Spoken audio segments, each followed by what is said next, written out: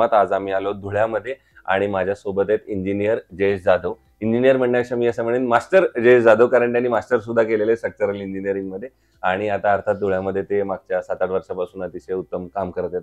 तर थेट आपण गप्पांना सुरुवात करूया.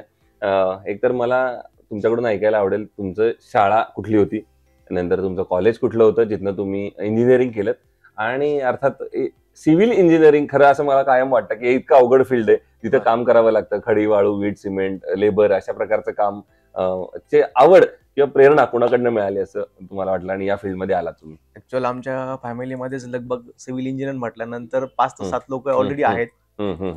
तर त्या कारणाने सिव्हिल इंजिनिअरिंगचा इंटरेस्ट म्हणजे एक फॅमिली बॅकग्राऊंड होता. बर माझे दोघं तिघं काका सिव्हिल इंजिनियर्स आहेत. बर माझे दोघं मोठे भाऊ पण सिव्हिल आहेत. वा सो तो मग एक असतं ना फॅमिली बॅकग्राऊंड की या लोकांनी गेलं तर मग त्या वेळेने जायचं आपल्याला. करत जायचं. बर फॅमिली बॅकग्राऊंड ते असल्या कारणाने मग मी पण सिव्हिलला गेलो. सिव्हिलला गेला. बर. एज्युकेशनचा इश्यू असा होता की मी एज्युकेशन प्रॉपर एका गावाला कुठेच केलं नाहीये. अच्छा.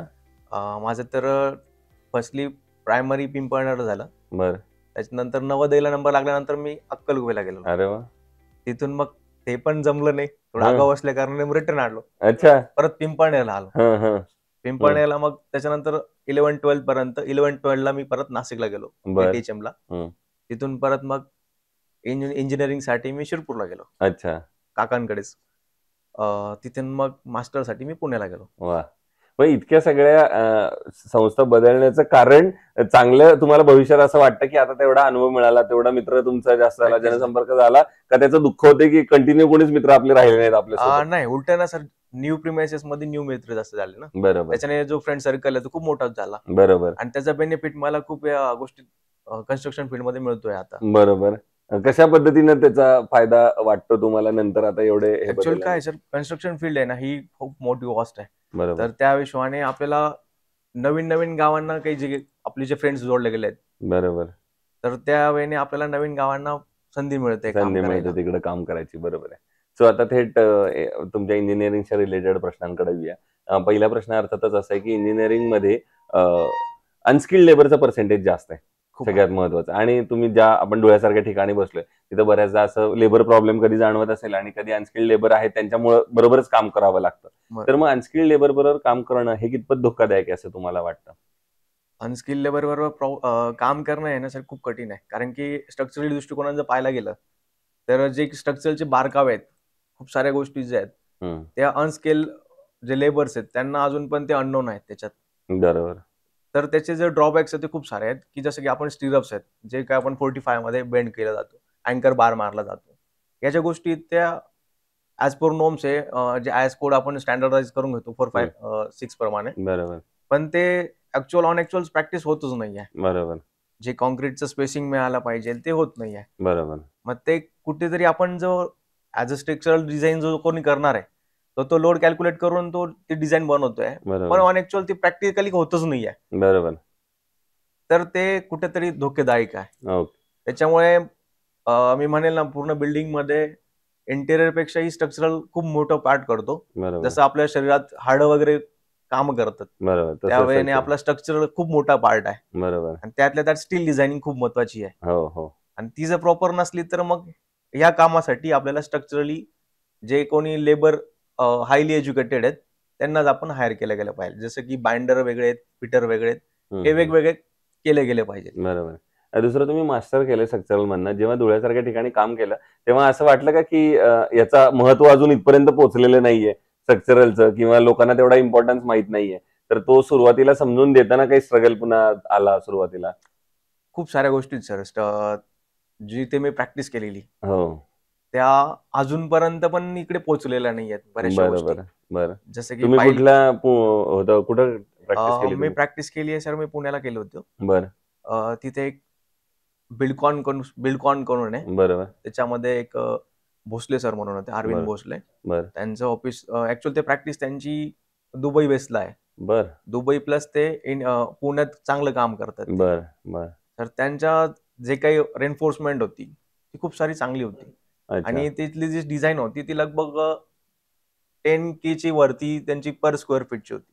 आणि आपल्या रुरल एरियामध्ये जग काय आपल्या का G+1 ची डिझाईन होते बरोबर. मोस्टली, तर मग 3-3.5 किलोची डिझाईन होते. हो आणि सर तो तुम्ही तर प्रॅक्टिस जे 10 केली आपण ती 10 किलोच्या किलोच्या आसपास आसपासची केलेली, बरोबर. आणि इथे आल्यानंतर सडन एवढं ते बघितल्यानंतर ना मोठं बघायची सवय असते, ते आणि छोटं आता बघितल्यानंतर मग हा तर थोडं तेच मला जड असं विचारायचं होतं, कारण हे करून आल्यानंतर परत सुरुवातीला एक अशी अडचण असते की सुरुवातीला कोण लगेच प्रोजेक्ट द्यायला पण तयार होत नाही, हा. की असं वाटतं की अरे तरुण मुलगा आहे आणि लगेच कसं आपल्या हातात काम देणार. तर मग तो स्ट्रगल कसा होता? सर बेसिकली काय आहे ना, तुम्ही घ्या मी घ्या, आपल्या याच्यात असा इश्यू आहे, छोटं मोठं कुठलं काय घर असे ना, बरोबर. त्याच्या कॅपॅसिटीनुसार त्याने पत्र्याचं घर जरी बांधलं असलं तर त्याला काय आहे ना, त्याच्यातल्या स्वप्नातलं घर आहे, बरोबर. आणि त्यातल्या त्यात नवीन व्यक्ती दिसल्यानंतर तो काय म्हणतो की मी माझ्या स्वप्नातलं पूर्ण जी काय अमाऊंट आहे ती त्याच्यात आतापर्यंत लावतो. सेव्ह केलेली, बरोबर. ती समोरच्या व्यक्तीला लावायची आहे. बरोबर. तर नवीन जनरेशनवर हे कसं करणार आपण? तर त्या बेसिसला ते खूप सारे इश्यू येतात स्टार्टिंगला. बरोबर. जोपर्यंत माझे 8-10 प्रोजेक्ट झाले नाही युनिक, लोकांनी ते पाहिले, ट्रस्ट केला, ओके. त्याच्यानंतर मग खूप सारा परफॉर्मन्स चांगला मिळाला. बरोबर. स्टार्टिंगच्या पिरियडमध्ये थोडा इश्यू आला होता. हो हो. 1-1.5 वर्ष मला थोडा लहान कामं करावं लागले खूप सारे. बरोबर.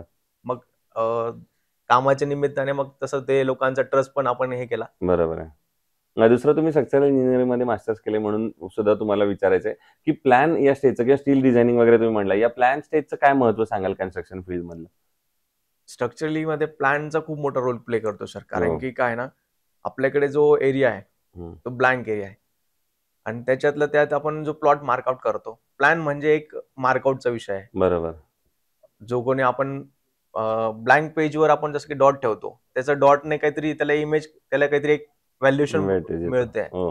त्यावेळेने आपण जे काही आपलं ड्रीम प्रोजेक्ट आहे किंवा आपले जे आयडल इमेज आपण मनात ठेवली आहे किंवा बरोबर. ड्रीम मध्ये केली, ते ऑन ऍक्च्युअल पेपरवर करणं बरोबर. समोर, कारण की काय, जो कोणी आपला क्लायंट आहे त्याचं इमॅजिनेशन कमी असते, त्याला ते ऑन पेपरवर दाखवायला ते सोपं होतं. बरोबर. बरोबर. दुसरं तुम्ही कॉलेजच्या पण प्रोजेक्टवर काही काम केलंय, हो. तर त्याच्यात रेसिडेन्शियल पेक्षा वेगळे काय चॅलेंजेस तुम्हाला असे वाटले काम करताना? पहिल्यांदाच जर तुम्ही काम करत असाल शैक्षणिक संस्थांच्या याच्यामध्ये, तर तुम्हाला काय त्याच्यातलं वेगळेपण वाटतं काम करताना? स्कूल बिल्डिंगचे काम करत असताना ना सर, त्याच्यात खूप सारे नॉर्म्सचा विषय असतो. बरोबर. मोस्टली नॉर्म्स बरोबर, आणि कमर्शियल काम आल्यानंतर त्याच्यात MEP कन्सल्टंट म्हणतो आपण, जे की हो. इलेक्ट्रिक, प्लंबिंग आणि हे. बरोबर. स्टार्टिंगला बऱ्याचशा गोष्टी अशा होत्या सर, ते जेव्हा मी न्यू स्टार्ट केला प्रोजेक्ट, ते स्ट्रक्चरला म्हणजे एक कसं असतं सर, एक कुठला तरी एखाद्या व्यक्तीचा जो सब्जेक्ट आहे, बरोबर. जसं ते आपण म्हणतो ना, ते एक आवड निर्माण होते. बरोबर. तर MEP कन्सल्टंट वगैरे जे होते आधी स्टार्टिंगला, तर मग माझं ते प्रोव्हिजन वगैरे झालेलं नव्हतं. तर मग आपण ते बीम्स वगैरे ब्रेक करायचे, आणि बरोबर. त्याच्यातून ते पाईप्स वगैरे हे करायचे. ते हो. कुठेतरी चुकीचं वाटत होतं. हो. ते चॅलेंजिंग मला नंतर जाणवलं, की स्ट्रक्चर बरोबर आपल्या स्ट्रक्चरला कुठलाही प्रकारचा काही डॅमेज न करता आपल्याला त्या गोष्टी अचीव्ह करायच्या आहेत. अचीव्ह करायचं. हे सगळ्यात मोठं चॅलेंजिंग पार्ट आहे बरोबर. बिल्डिंग याच्यातला. बरोबर.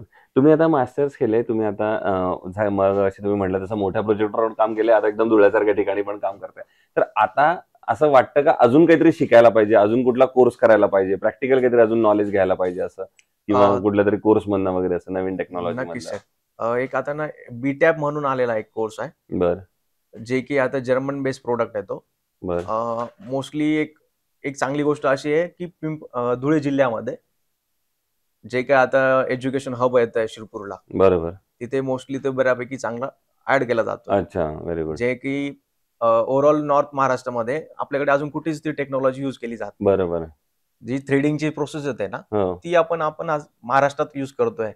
त्यातल्या त्यात ग्रामीण एरियामध्ये युज करणं म्हणजे खूप चांगली गोष्ट फार आहे. चांगली गोष्ट आहे. त्याच्यात जो ETAP म्हणून जो कोर्सेस आहे, तो मी ट्राय करतोय शिकायचा. बरोबर. अच्छा. मागच्या 6-7 वर्षापासून तुम्ही या फील्डमध्ये काम करताय. तर आता जे तुमचे तरुण मित्र, इंजिनियर, पुढची बॅच, ज्युनियर्स येत आहेत, त्यांना काय सल्ला द्याल?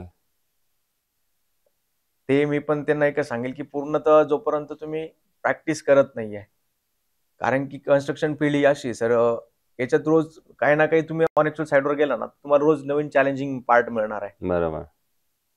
ही फील्ड अशी आहे की तुम्ही लाईफ टाइम जोपर्यंत तुम्ही त्याच्यात प्रॅक्टिस करतायत, तोपर्यंत तुम्हाला रोज काही ना काही तुम्हाला ऍडव्हेंचर्स मिळेल, तुम्हाला की काहीतरी युनिक मिळतंय, नवीन आज काहीतरी शिकायला मिळतंय. बरोबर. बरोबर. सो तो ही प्रॅक्टिस तुम्ही मिनिमम 6-7 वर्षाची तरी केली गेली पाहिजे एखाद्या मास्टर माणसाच्या हाताखाली, बरोबर. जेणेकरून तुम्ही त्या बेसिक गोष्टी ज्या आहेत त्या तरी तुम्ही कॅपेबल असू शकतात हे फील्ड असं तर नाही आहे की लास्ट टाइम पर्यंत तुम्ही जोपर्यंत प्रॅक्टिस बंद करत नाही तोपर्यंत तुमचं तर ते ऑनगोईंग अनुभव तो रोजचा नवीन नवीन येणारच आहे. नवीन बरोबर. कारण की नवीन चॅलेंजिंग पार्ट याच्यात येणारच आहे. बरोबर. दुसरं आजवर केलेल्या प्रोजेक्ट मधला आयकॉनिक प्रोजेक्ट असा कुठला वाटतोय का जो करताना वेगळा आनंद समज, आता रिसॉर्टच्या पण तुम्ही एका प्रोजेक्टवर काम करताय, तर असं काही वाटतंय का की किंवा पूर्वी सर्व्हिस करताना तुम्ही मोठ्या प्रोजेक्टवर काम केलंय, तर या प्रोजेक्टवर काम करण्याची संधी मला मिळाली, हेच माझ्यासाठी खूप आनंदाची गोष्ट आहे. सर हल्ली मी आता 2 प्रोजेक्ट एक बँकवेटचे कंप्लीट केल्यानंतर आता बरं. मला एक आता नवीन अपकमिंग माझं एक प्रोजेक्ट स्टार्ट आहे. अच्छा. तो पण रिसॉर्टचा प्रोजेक्ट आहे. त्याच्यामध्ये बँकवेट प्लस रिसॉर्ट दोघं-तिघं कन्सेप्ट आहेत. तो आपण बरं. दुबई बेस्ड प्रोडक्ट ठेवला आहे. म्हणजे की जेणेकरून आपल्याला जे म्युझियम आहे दुबईचं, बर दुबई म्युझियमची थीम आपण तिथे आणली आहे. आणली आहे. उत्तर महाराष्ट्रात तिथे कुठे नसावी अशी थीम आपण आणली आहे. क्या बात आहे. दुबईचं जो म्युझियम आहे आय शेप म्युझियम आपलं, हो हो हो. ते आय शेप म्युझियम आपण पिंपळनेर ग्रामीण भागात करतोय. क्या बात आहे. त्याचबरोबर आपण त्यांचं जे ऑफिस वगैरे आहे, आता गावात आपल्याकडे आल्यानंतर वास्तूचा मोठा फॅड आहे. सो एक चॅलेंजिंग पार्ट आमच्यासाठी असा होता की ती वास्तूवाल्याने आम्हाला नैऋत्य कोपरा उंच करायला लावलेला. बरोबर. सो आपण चायना वॉलचा रेफरन्स घेऊन नैऋत्य कोपरा जो आहे ओनरचा जो ऑफिस होता तो आपण हँगिंग ऑफिस करतोय. अरे बापरे. एक वॉलवर आपण तो लगभग 20x30चा हँगिंग ऑफिस विदाउट कुठला न सपोर्ट घेता.